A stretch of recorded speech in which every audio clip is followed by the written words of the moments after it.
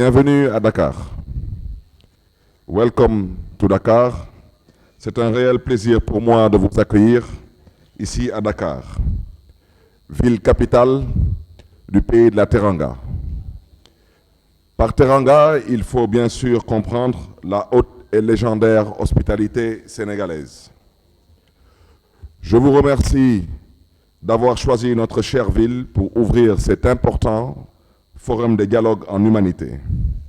Cette belle et innovante initiative, née en 2002, lors du sommet mondial de Johannesburg sur le développement durable, consacré à la construction d'un monde meilleur qui prend soin de l'humain.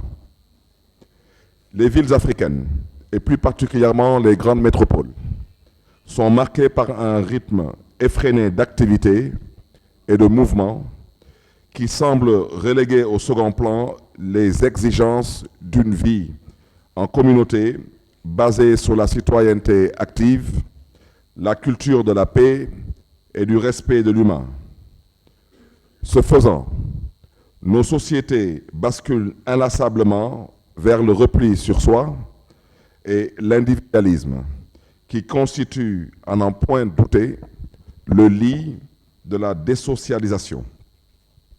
Ces phénomènes nouveaux interpellent notre conscience et doivent nous inviter à puiser dans notre héritage les moyens de repenser nos modes d'action et de vie. C'est cette vision basée sur la prééminence de l'humain qui constitue notre viatique. Investir dans le capital humain et l'économie de la vie. Vous comprendrez donc bien combien cette rencontre me tient à cœur parce qu'étant en parfaite communion avec ma vision.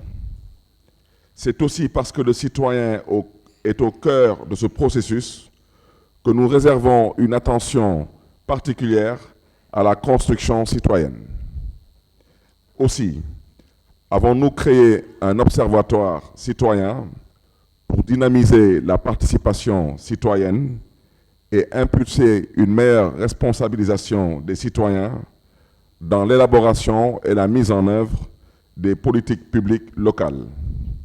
Mesdames, Messieurs, les objectifs de développement durable ne peuvent se réaliser sans un engagement de tous pour combattre les tares de la société moderne qui, malheureusement, est devenue le théâtre d'une violence multiforme avec des propensions incontrôlables. Presque partout dans le monde, des foyers de tension existent et des velléités de conflits persistent. Pour preuve, la situation dramatique qui sévit au Moyen-Orient, le conflit russo-ukrainien, les actes de violence et les attaques terroristes imprévisibles, et plus près de nous, les mouvements djihadistes et leurs conséquences sur la sécurité des biens et des personnes. Comment ne pas citer, dans ce contexte, le phénomène migratoire, avec des conséquences dramatiques pour les familles et les populations africaines. Mesdames, Messieurs, la situation du monde actuel n'est certainement pas des meilleures. J'ose affirmer que nous ne vivons pas dans le meilleur des mondes possibles, comme l'affirmait un célèbre philosophe. C'est en cela que les dialogues en humanité trouvent toute leur pertinence et le thème du forum de Dakar, Buken Wengel Galgi, que personne ne fasse chavirer la pirogue, traduit bien la nécessité et le besoin de reconstruire les liens sociaux capables de consolider les fondements d'un vivre ensemble favorable au raffermissement de la paix et de la cohésion sociale.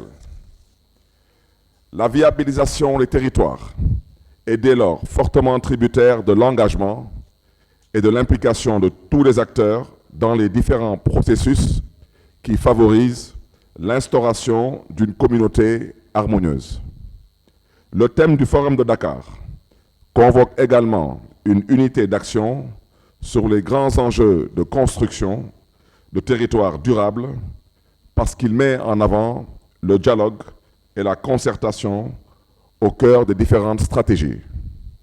Ma conviction a toujours été de privilégier le dialogue entre acteurs pour construire des solutions sur la base de consensus dynamiques.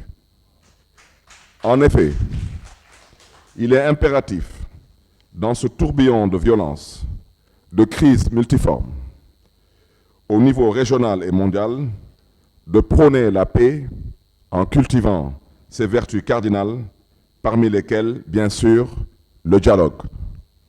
Le dialogue inclusif et surtout le dialogue participatif pour qu'il puisse être un dialogue constructif.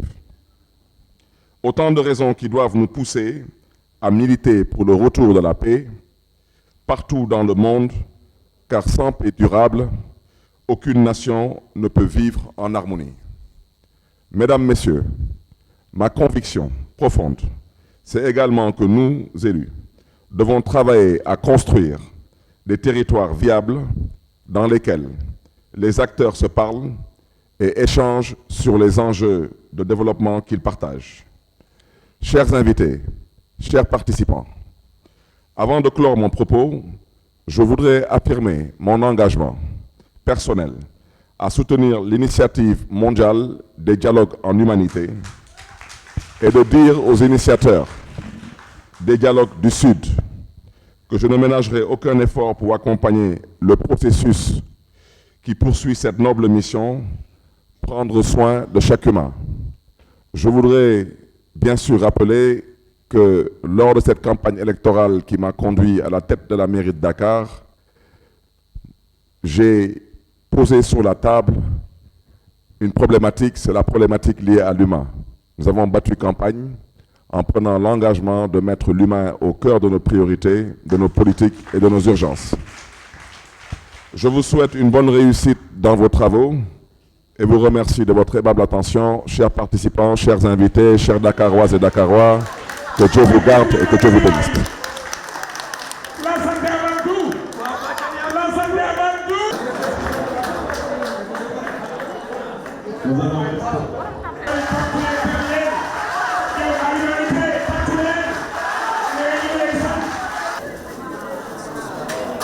Quel très beau cadeau. Le cadeau de la délégation du Ministère et du Ministère de la Grâce.